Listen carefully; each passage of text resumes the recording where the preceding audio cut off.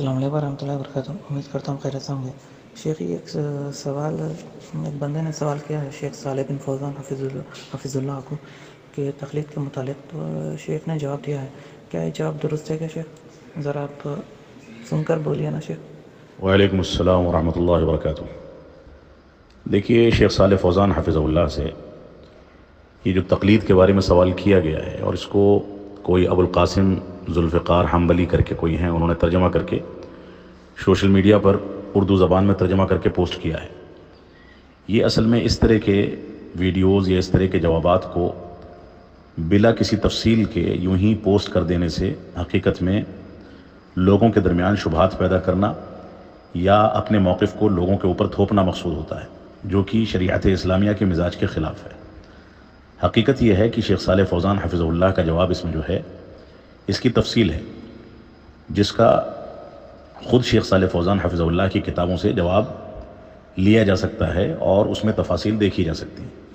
یہاں پر شیخ صالح فوزان حفظ اللہ یہ فرماتے ہیں کہ اگر کوئی آدمی عالم ہے تو وہ اجتہاد کرے گا، استنباط کرے گا، لیکن کوئی آدمی جاہل ہے تو وہ قابل علماء ائمہ اربعہ ہوں یا ائمہ اربعہ کے علاوہ کوئی قابل اعتماد عالم دین ہو تو اس کی تقلید کرے گا۔ یہ خلاصہ ہے شیخ صالح فوزان حفظ اللہ کے جواب کا۔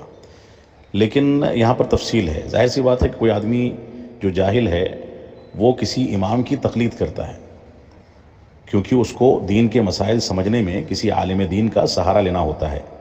وہ جس عالم دین پر اعتماد کرتا ہے گویا اس کی تقلید کر رہا ہے، لیکن حقیقت یہ ہے کہ اس کی یہ بھی ذمہ داری ہے اور عالم دین کی بھی یہ ذمہ داری ہے کہ اس کو قرآن و سنت کے مطابق جواب دے، سلف صالحین کے فہم کے مطابق اس کو کسی چیز کا فتویٰ اور جواب دے۔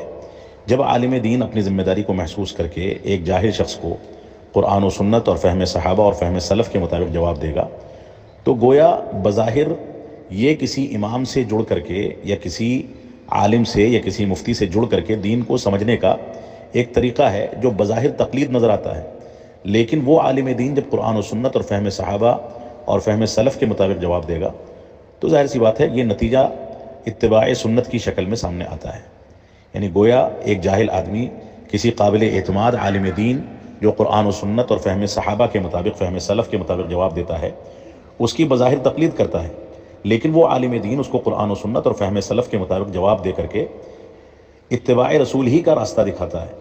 تو گویا ایک عالم دین اتباع رسول کے راستے کو ڈائریکٹلی اپنی صلاحیت کی بنیاد پر اخذ کرتا ہے، اور ایک جاہل انسان اتباع رسول کے راستے کو کسی قابل اعتماد عالم دین کے ذریعے سے حاصل کر کے اخذ کر کے اس کے مطابق زندگی گزارتا ہے۔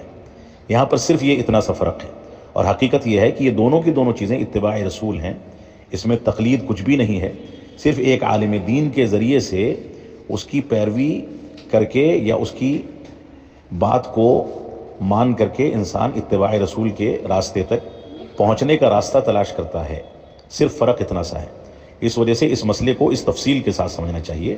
جو لوگ اجمالی طور پر اس طرح کی باتیں یا اس طرح کی باتوں کا ترجمہ کر کے عوام میں پھیلا رہے ہیں، ان کا مقصد لگتا ایسا ہے کہ شبہات پیدا کرنا اور لوگوں کو غلط رخ پر لے جانا ہے، جو کہ یقیناً غلط بات ہے۔ ہم کو اس چیز سے بچنا چاہیے اور توبہ کرنی چاہیے۔ اللہ رب العالمین ہم کو اس بات کی توفیق عطا فرمائے۔